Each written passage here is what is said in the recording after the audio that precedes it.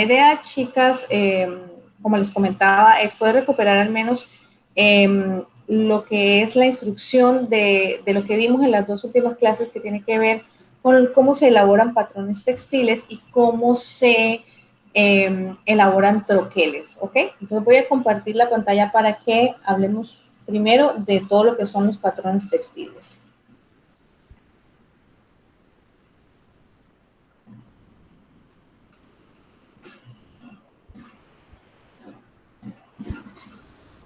Si esto me permite compartir.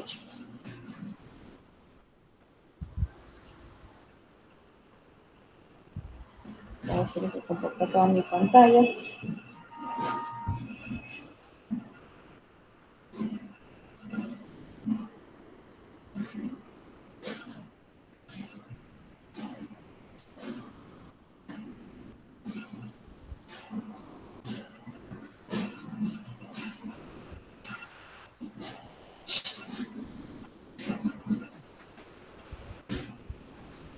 Ok, ahorita se deben estar viendo ustedes mismos, ¿verdad? Sí. Bien. Esa es mi pantalla. Ok, voy a bajar esto para poder compartir esto. Muy bien, me confirman que están viendo la que dice ilustración vectorial para patrones textiles, por favor. Sí.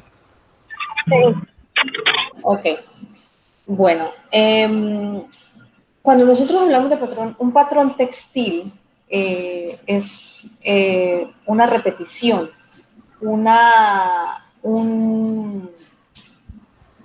mínima unidad que encontramos que se repite en todos sus sentidos, ¿no? Digamos que cuando hablamos de un patrón textil a nivel de estampación, es cuando nosotros elaboramos un módulo y ese módulo tiene un cierto tamaño que cuando nosotros lo desplazamos por el plano cartesiano, que esto quiere decir hacia arriba, hacia abajo, hacia la izquierda o hacia la derecha, los bordes empatan perfectamente para continuar una repetición y generar una figura completa, ¿no? Entonces, como ejemplo, no siempre los patrones textiles son completamente verticales. Aquí vemos uno que está en diagonal, estos cuadritos en diagonal. Si nosotros empezamos a juntar estos patrones, voy a salirme del modo de presentación para poderlos manipular un poco. Si nosotros empezamos a mover estos patrones y a tratar de encajar cuadrito por cuadrito hacia arriba, a la izquierda, a la derecha, vamos a darnos cuenta que terminan de conformar una figura. Entonces, básicamente lo que necesitamos es aprender a descubrir dónde está la unidad mínima de un estampado. A veces los estampados son muy grandes y pareciera que la unidad mínima es igual extensamente grande, y en otras ocasiones pasa lo contrario. Entonces, aquí, por ejemplo, nosotros vemos que en el almohadón puede haber una repetición, ¿no? Aquí vemos una figurita que está como una fruta, aquí la volvemos a ver y vemos que la forma de las hojas son relativamente iguales, lo que me hace intuir que quizá haya un patrón. Cuando yo trato de verificar y saco un segmento de esta tela, logro tener esto, pero trato de irme dentro de lo visual para ver si se complementan y ya yo me empiezo a dar cuenta que, por ejemplo, aquí lo que me hace falta sería un pedacito en la parte superior, un pedacito de hoja verde para completar la figura.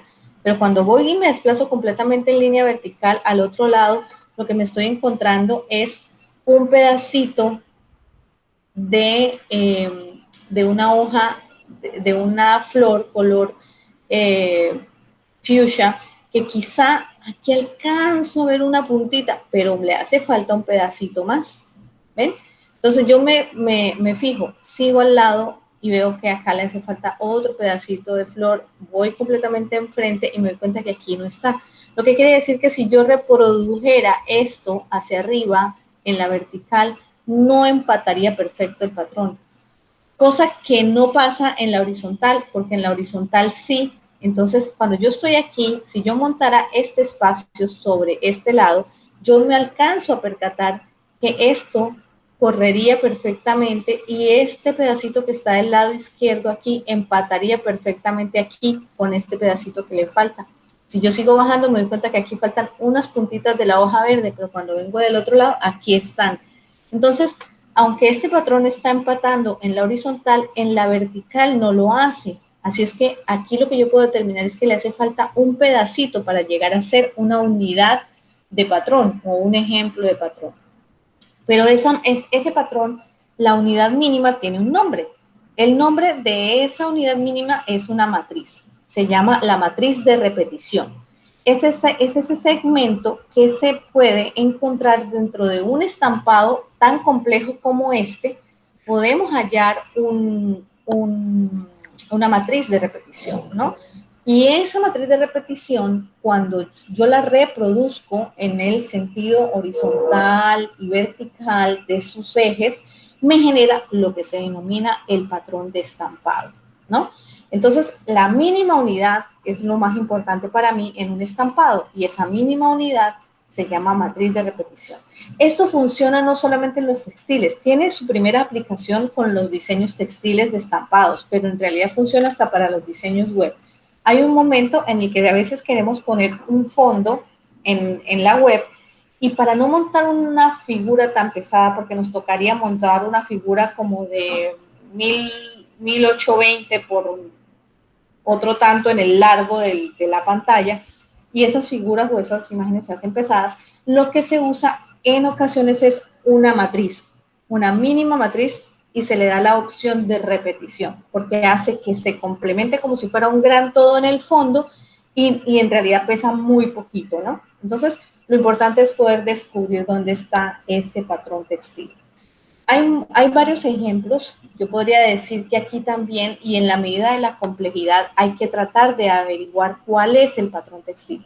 Siempre como un ejercicio, yo trato de buscar en mi ojo o con mi ojo una figura que se repita. Esas figuras que se repiten pueden estar permanentemente expuestas, ¿no? Entonces, denme un minuto, por favor. Un minuto para poder.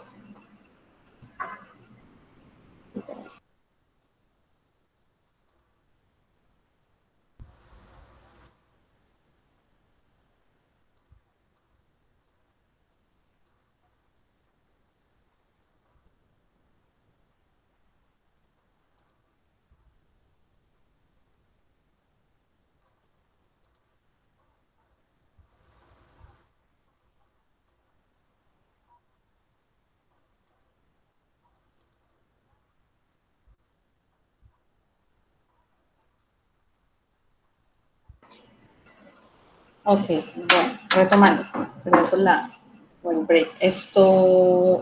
Estamos aquí en esta parte del patrón de repetición. Lo que normalmente hago para tratar de buscar el patrón es buscar una figura que en mi visual se repita.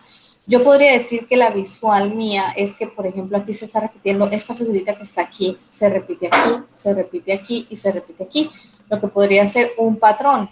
Pero cuando me doy cuenta lo que queda dentro de ese cuadrado, que es esta figura negra, tiene una raya aquí, como que le hacen falta partecitas en el borde. Si yo reproduzco hacia el otro lado, me doy cuenta que justamente esta no tiene el mismo color o que esta raya es diferente. Aquí tiene más sección de negro en la esquina que aquí. Aquí también tiene más sección de negro. Aquí tiene como un desgastado en el lado izquierdo, entonces quizá esa no sea mi unidad. Y tengo que empezar a hacer un ejercicio visual para identificar cuál es la unidad. La unidad de repetición no siempre es cuadrada, puede ser rectangular, puede ser un hexágono, puede ser un círculo. El asunto es poder identificarla para poder sobreponer una pieza sobre la otra y encontrarla. Cuando nosotros tenemos un patrón textil, hay que presentarlo en su gama de color. Entonces, se recomienda tener siempre a la mano la gama de los colores que hacen parte de ese patrón textil. Acá tengo, por ejemplo, un tapete o un patrón que se repite, el cual nosotros podemos decir, ok, yo veo que esta figura que está aquí, es esta misma que está aquí, y la veo de nuevo aquí, y la veo de nuevo aquí. Pero ¿qué pasa? Perdón, aquí abajo. Pero ¿qué pasa?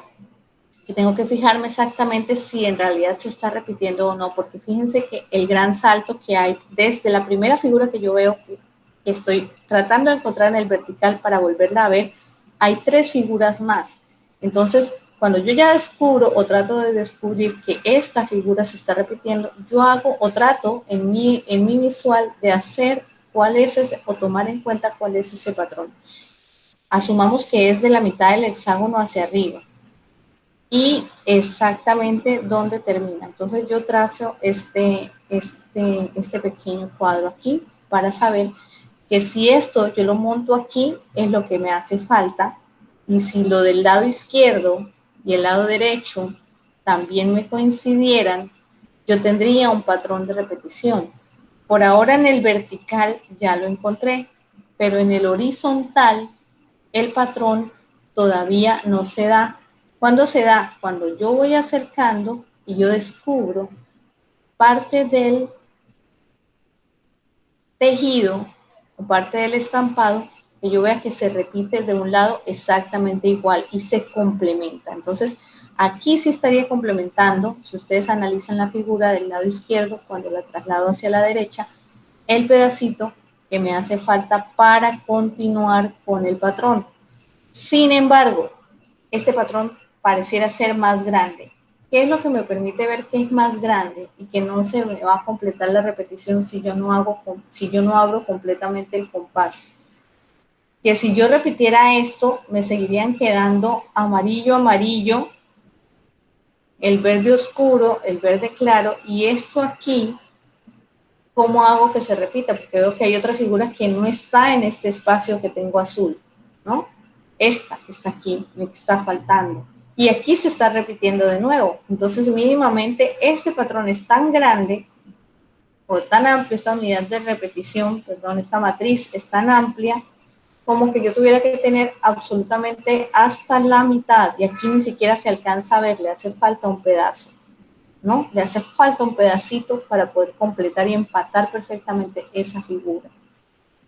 Así es que pareciera un poco complejo, pero cuando ya lo podemos entender va a ser mucho más fácil de sacar y reproducir. ¿Cómo se presenta un tejido o un textil? Normalmente uno hace el vector se genera con el estampado y la aplicación del estampado se pone en una prenda de vestir de manera bidimensional. Hay quienes le hacen algún tipo de sombra, pero es la forma de presentar el patrón textil o el diseño textil. Esta es otra forma. Aquí tenemos un estampado muchísimo más grande que quizá pues la repetición que tenga sea mucho más amplia, pero al verlo aplicado sobre una prenda de vestir es completamente diferente. Traje algunos ejemplos para que precisamente hiciéramos como un ejercicio rápido en la visual de ver cómo nosotros logramos saber si es o no es una unidad de repetición, si es o no es una matriz para generar un patrón textil, ¿no? Eso es bien importante, cómo nosotros podemos ubicar esa unidad mínima de repetición. Entonces, yo aparentemente en estas dos figuras veo que hay exactamente algo idéntico, ¿no? Pero al querer montarlas exactamente una al lado de la otra, si yo las junto en la horizontal, ya aquí me estoy dando cuenta que no empatan, porque aquí no se completan las figuras. Si yo la monto en el vertical, tampoco empatan, porque no se están encontrando las figuras. Entonces, mientras no se encuentren las figuras, exactamente cuando yo monto en la horizontal o en la vertical, esto no genera un patrón, ¿no? O sea que esto que tengo aquí está lejos de ser una unidad de medida. Vamos a ver otro ejemplo. Acá también veo, ok, trato de buscar dónde se repite. Entonces yo digo, ok, aquí está el conejito y este conejito vuelve a estar por aquí. ¿Y dónde estará el otro elemento que trato de repetir? ¿No? Y entonces empiezo a tratar de darle sentido al patrón, porque a veces tengo que encontrarlo. Entonces, si yo lo junto, me doy cuenta que efectivamente aquí no no hace empate. Si yo lo junto en la vertical, tampoco me hace empate. Yo tendría que exactamente montar la figura o empezar a buscar por aquí, por aquí, por aquí donde se repite, cómo yo logro montar esta figura para tener una repetición. Sin embargo, esto entonces no me está generando a mí un patrón porque no se está repitiendo como dice la regla, que es exactamente en la horizontal o exactamente con la vertical. Aquí, entonces, vemos un segmento. En figuras como esta pudiera ser mucho más complejo llegar a ver cuál es el patrón. Y fíjense que cuando yo señalo, ustedes se dan cuenta que el patrón de repetición es así de pequeñito. Con esta unidad yo armo todo esto. ¿Pero por qué? Porque aquí la unidad sí está bien diseñada. Entonces vamos a hacer el ejercicio. Vamos a tratar de repetir esto, que es una unidad mínima, en la horizontal.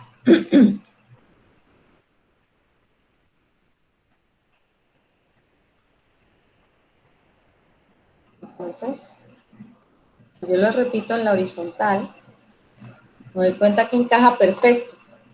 Me voy y lo quiero repetir al otro lado. Que no lo quería repetir para la izquierda, lo quería repetir para la derecha. Entonces, bueno, lo voy a montar a la derecha. Monta exactamente igual. O sea que aquí sí hay un empate horizontal. Vamos a ver si el empate también figura en la vertical. Entonces, cojo mis tres imágenes, trato de hacer exactamente el montaje, exactamente uno con otro, justo donde se cruza la línea, y me doy cuenta que efectivamente yo con esa mínima unidad sí logro tener una matriz de repetición que me permite a mí generar un estampado textil mucho más grande, textil o visual, ¿no? O digital. Entonces, fíjense la gran diferencia entre todas las figuras anteriores que teníamos a las cuales no le hallamos el patrón y tener una unidad que pareciera como que nada se repite en ella, pero que cuando hacemos el conjunto completo de las repeticiones nos damos cuenta que efectivamente se ha convertido en un patrón de repetición, en una matriz que me permite que yo repita la figura tantas veces quiera en el sentido horizontal y en el sentido vertical. De eso se trata, hacer un diseño para textil. En casos más complejos como este, por ejemplo, podemos analizarlo. Yo trato, como siempre, en la visual de buscar cuál es la figura que se repite o desde qué punto yo pudiese decir que se repite. Aquí yo veo una flor que trato de entender que es esta misma que está aquí, trato de ver que es esta misma que está aquí y esta misma que está aquí. Por lo que yo lo que pudiese hacer es precisamente sacar este segmento del estampado y llegar y decir, ok, voy a tratar de utilizar las herramientas que tengo aquí en el PowerPoint para hacerlo. Ustedes comprenderán que no es tan perfecto como si lo estuviéramos haciendo en el ilustrador, pero la idea es que ustedes lo vean. Esto tiene una forma, ¿no? De hecho, un patrón base que yo repetí, aquí lo ven, y no significa que ese sea el único patrón de repetición, porque en realidad este pedazo, si ustedes lo ven, es mucho más grande que este pedacito que yo estoy tratando de seleccionar aquí, ¿no? Si nosotros hiciéramos y tratáramos de guardar esa unidad como tal, pudiésemos encontrar que se repite, porque si yo lo monto, me completa la parte. Si yo lo monto a la izquierda o si yo lo monto a la derecha, me está completando la parte que me hace falta. Aquí me la completa hacia arriba y me la completa hacia abajo. Pero si me doy cuenta, aquí, si yo arrancara exactamente hacia el otro lado, tengo que fijarme. Ok, si yo lo monto aquí, ¿me va a completar? Pareciera que sí. Aquí está la figura, aquí está el pedacito que me hace falta, y esto hace que se genere un patrón textil. Una unidad mucho más pequeña que a veces el estampado general que yo tengo es lo que me puede a mí darle a entender que tengo una unidad todavía más pequeñita para repetir. Aquí, sigo con los ejemplos de los estampados grandes. En la visual, yo siempre debo tratar de conseguir un punto donde la imagen que yo necesito tener en cuenta como unidad o como matriz sea la que se repite en la horizontal y en la vertical tantas veces como lo hicimos en el ejercicio del flamenco. Hay algunos estampados mucho más complejos como este. ¿Qué es lo que yo debo hacer? Cuando yo tengo un estampado así y quisiera hacer el ejercicio de saber cuál es la unidad de repetición, o cuando yo diseño de cero un estampado, tengo que saber que lo que debo diseñar es tan solo un cuadrito. Yo no debo diseñar o pensar en diseñar a nivel de vectores toda la tela.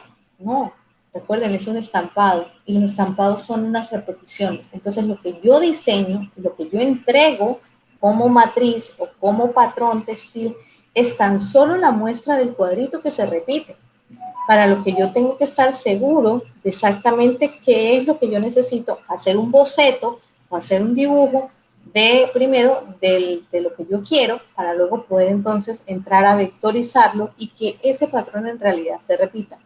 Aquí pareciera súper complejo, ¿no? Porque son muchos conejitos, unos para arriba, otros para abajo, como que mi ojo se pierde un poco. Pero el ejercicio consiste en ubicar la figura exactamente igual a la otra, que me permita a mí tener una distancia y relación en la horizontal y en el vertical para repetirla. ¿Qué quiere decir eso? Yo trato de averiguar. Aquí me llama la atención, por ejemplo, el conejito que tiene las gafas. Yo digo, ok, si este conejito que tiene las gafas tiene su nariz acá, este tiene su nariz acá, este por aquí se repite de nuevo y este por aquí se repite de nuevo, significa que lo que está entre esos 4 conejitos muy probablemente sea lo que se repite en todo el textil. Trato de hacer una pequeña muestra, lo pongo allí, ¿no? De nariz a nariz y me fijo. Si yo trasladara una repetición de este cuadrito exactamente aquí abajo, ¿qué me hace falta? Aquí viene. Esto, de nuevo la carita, acá está. Esta figurita que tiene el corbatín, hasta aquí perfecta. Este pedacito que tiene el sombrero y el otro que está acostado, aquí está. Ok, de este lado me estoy dando cuenta que sí me está repitiendo. Ahora voy de izquierda a derecha. Si yo repitiera esto exactamente aquí, tendría enseguida una naricita y un ojito y un pedacito de corona. Aquí está la naricita, el ojito y el pedacito de corona, ¿no?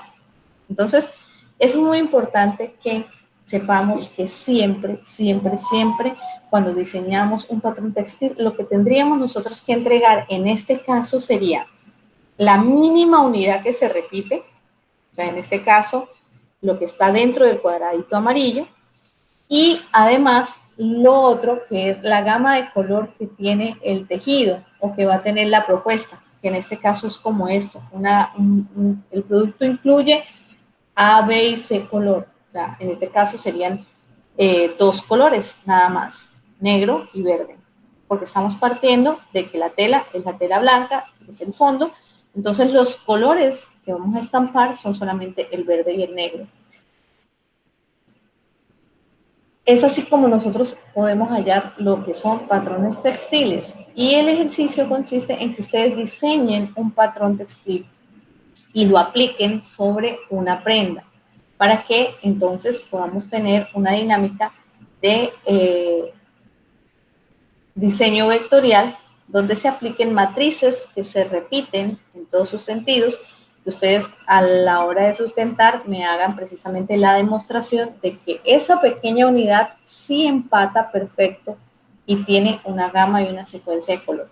Se recomienda que los patrones textiles no tengan más de 5 colores, o sea, siempre la idea es que sea una gama de color. No se recomiendan más por un efecto visual, o sea que todos sabemos que se recarga el patrón de color. Podemos tener en gamas, podemos tener en contraste, esto ya es una cuestión muy personal. Aquí por lo menos hay como unos 5 colores mínimo, o sea, está el color de fondo. Ahora, hay que referirse a los colores que no son el color de fondo. En este caso, la gama de color sería el negro, el naranja, el amarillo, el fuchsia y el violeta y el verde turquesa. Entonces, esos son los colores que yo veo ahí. Es más, podría decir que veo rojo, y veo el rojo que cae sobre el amarillo para armar el naranja, ¿no? Es como si estuviéramos pensando en una serigrafía donde los colores se mezclan, porque son tintas, y las tintas en los patrones textiles actúan de esa misma manera. Entonces quizá viene un rodillo donde se aplica el amarillo, enseguida se aplica rojo y no tengo que tener naranja. El naranja se combina y se genera por la acción de juntar las dos tintas frescas, el amarillo con el rojo. Entonces, quisiera saber si hay alguna pregunta con respecto a lo que significa tener una unidad o matriz de repetición.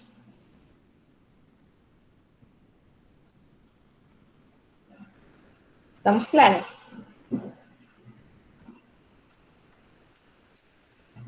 Sí, yo estoy clara. Entonces, yo les dejé en el Moodle el ejercicio que deben realizar. Es básicamente ese. Entonces, ya tenían una fecha de entrega que lo que he hecho no es modificar la fecha de entrega, sino ampliar la entrega. O sea, muy probablemente les pueda parecer que la fecha ya expiró, pero como yo la amplié, la voy a volver a ampliar para que puedan entregar, porque si no, entonces igual creo que el Moodle les permite entregar y me queda entregado con retraso, ¿no? O sea, de todos modos, él no les cierra completamente la plataforma para que se vayan poniendo al día. Eso en ese tema. El otro tema que seguía o el otro tema que vimos es el que tiene que ver con los patrones textiles. Perdón, con los troqueles, perdón. ¿Han trabajado con troqueles en algún momento? El concepto es nuevo para mí, profe. ¿Saben qué es un troquel? ¿Trabajado con qué? Un troquel. ¿Han hecho troqueles? ¿Han diseñado troqueles? No, profe. Bueno, les cuento. Un troquel sirve para muchas cosas. El troquel se utiliza tanto para papel como para cartón. Un troquel, hoy en día, también dependiendo de la tecnología, tenemos diferentes máquinas que realizan esto que se llama un troquel. Vamos a ver entonces exactamente qué es un troquel, ya que el término es poco conocido o no conocido como tal. Un troquel en realidad es una armazón metálica, algo, eso a nivel de imprenta, ¿no? Cuando le dicen, no, mande a troquelar 50 cajas, las cajas de pizza, las cajas de McDonald's, las cajas por lo general que empacan son piezas troqueladas. O sea, eso era una lámina de cartón a la cual llegó una máquina que tiene unas piezas metálicas que a través de la presión y la fuerza que se generan, cortan el papel, ¿no? Con una cierta medida y se genera lo que se denomina un troquel. Entonces, el troquel se puede aplicar en muchísimas superficies, les decía, cartón, papel, cuero y muchísimos otros materiales que precisamente con la acción de una lámina que se convierte casi como si fuera una cuchilla y la presión generan estos pequeños cortes que ustedes ven aquí. Este que está aquí, por ejemplo, si yo lo analizo me doy cuenta que no fue hecho en un troquel de imprenta, sino en un troquel ya de mucho mayor tecnología, con láser. Porque el papel en esta esquinita, no sé si lo alcanzan a notar, se ve un poco chocolatito, como si se hubiese quemado. Entonces, lo que me hace pensar a mí que este patrón aquí que está, o este troquel de esta tarjeta sobre ese papel, lo han hecho con un láser y no con un troquel de imprenta como este. Esta es una caja, por ejemplo. Este troquel es para una caja. Si ustedes analizan las piezas, ven las pestañas, ven los espacios donde la pieza se doblaría, donde la pieza se corta, y aquí entonces es donde entra a ser importante entender ese lenguaje de las líneas, porque al diseñar troqueles Si para diseñar patrones textiles yo tenía que fijarme que las cosas y las figuras encajaran en la horizontal y en la vertical, cuando yo diseño troqueles tengo que fijarme en el tipo de línea que uso para determinar si yo quiero una línea de corte o si quiero una línea de doblez. Es casi como si jugáramos origami, que los origamis normalmente tienen una forma en cómo se dobla el papel. Se dobla en valle, se dobla en ventana, se pliega hacia afuera, se pliega hacia adentro. Bueno, aquí es lo mismo. Si yo pongo una línea pespunteada, significa que ahí lo que quiero es un doblez. Pero si pongo una línea continua, lo que significa en mi diseño es que ahí yo quiero un corte, ¿ya? Y entonces lo que tengo que hacer es diseñar mi troquel o mi patrón para hacer el troquel que yo quiera. Como les decía, hoy en día ya no dependemos de esto. Hacer esto en imprenta es bastante costoso. Por lo general, eso es un acabado. En realidad es un acabado de imprenta. Tener una pieza troquelada era casi un lujo hace algunos años. Porque, claro, o sea, para que esto fuera rentable en una imprenta, yo tenía que mandar a hacer alrededor de 1.500 o 2.000 piezas, que fuera algo como representativo, poder mandar a hacer una pieza como esta, que costaba entre los 150 y los $200 aproximadamente, para sacar por lo menos un producto que yo pudiese recuperar esa inversión que estaba haciendo de hacer este tipo de acabado. Por eso no se usaba mucho, pero vino la era de la tecnología y aparecieron los plotters de corte, y los plotters de corte con láser además, como este, por ejemplo, que ustedes ven aquí.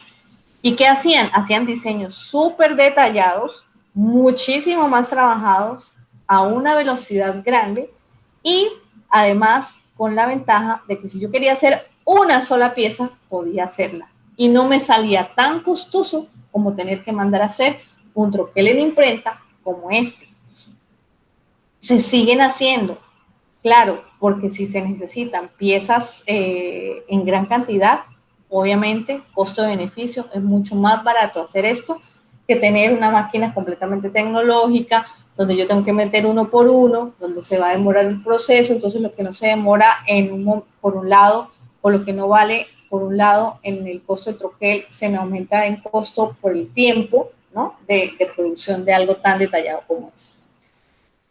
Y eso básicamente es un troquel, o sea que en realidad el concepto de troquel es una pieza que se corta sobre una superficie, sea de papel, cartón o cuero. El sacar pequeños bocados de la figura genera que yo elimine parte del material de base y me permita a mí ver el fondo. Cuando yo veo esos diseños, estoy viendo un troquel. Por eso es que las cajas se consideran un troquel, porque las cajas por lo general tienen una agarradera o tienen una pestañita que se dobla. Y en este caso, el proyecto que yo les he dejado a ustedes es diseñar un empaque para una pastilla, para un medicamento, que es una caja muy sencilla, es la caja básica, pero que hay que hacer el ejercicio para poder comprender, ¿no?, cómo es que se diseña al menos esa pieza. Aquí les puse un ejemplo. Yo les voy a subir estas presentaciones. Yo creo que yo he ido subiendo todo. La última, solamente me falta subir esta porque creo que fue la del miércoles y está pendiente de subir. Pero yo les hago llegar todo este material porque aquí, por ejemplo, ustedes se dan cuenta, aquí está diseñado y es importante que se diseñe sobre el troquel para saber exactamente pues dónde van esas piezas y en qué sentido tienen que ir esas piezas a la hora de yo doblar. Entonces, lo primero que siempre se hace cuando se va a diseñar un troquel es hacer un borrador, como cualquier otra pieza gráfica. Nosotros en diseño gráfico siempre tenemos que hacer prototipos o patrones. Esos prototipos o patrones son precisamente para ir viendo si me quedó bien ubicado el logo, si me quedó bien ubicado el color, si a la hora de doblar la caja empatan las líneas o de qué manera yo puedo diseñar para hacer el diseño atractivo, ¿no? Y que además entonces me ayude a tener un mejor producto o un mejor costo a la hora de producirlo. Entonces, aquí vemos las dos cosas que hablábamos. Vemos líneas pespunteadas y vemos líneas continuas. Las líneas continuas es por donde van los cortes. Estas que ustedes ven aquí, completitas. Esto es un corte. Sin embargo, estas líneas que ustedes ven con pespunte o punteadas son líneas que solamente van a ser dobleces. Se marcan así porque el troquel tiene que quedar mucho más largo donde está el corte y mucho más corto el metal donde está la línea que solamente se dobla. ¿Eso qué quiere decir? Que con la presión el troquel de imprenta rompe el papel donde está la línea continua y marca el papel, solamente lo marca donde está la línea punteada. Por eso es tan importante determinar qué es doblez y qué es corte. Porque si a mí se me llega a pasar aquí y en lugar de hacer una línea punteada, yo hago aquí una línea continua, ¿qué va a pasar?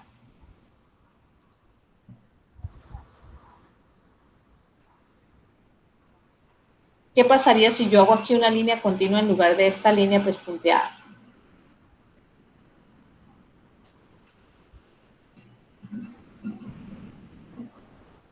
¿Qué creen que puede pasar?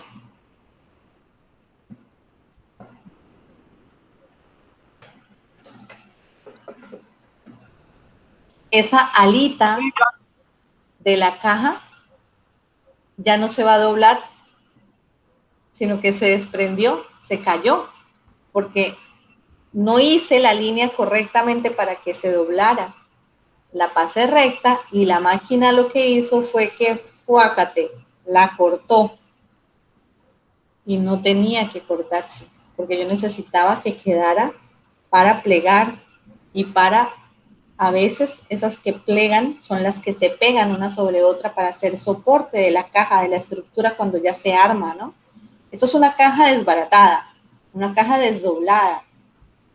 Cuando yo tengo esto y hago el ejercicio y lo doblo, lo plego para poderlo doblar, me doy cuenta que definitivamente necesito tener en cuenta unas zonas muy especiales que es donde las líneas tanto de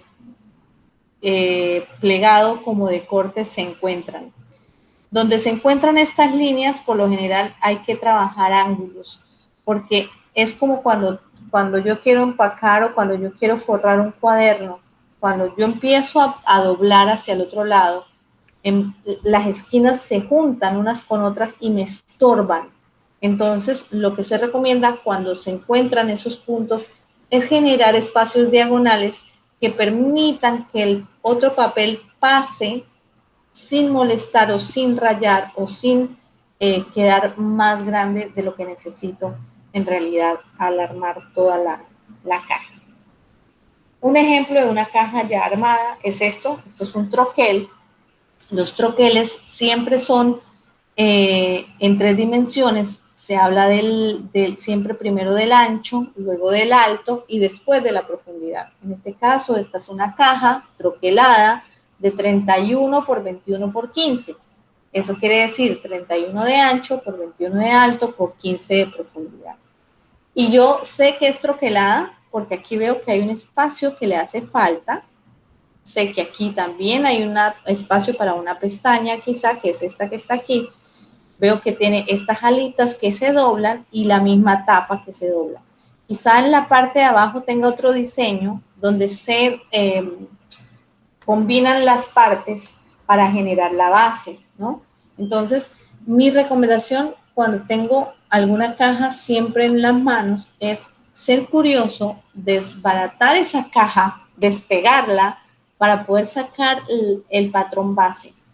La ventaja que tiene el ilustrador es que me permite hacer el tamaño que yo quiera.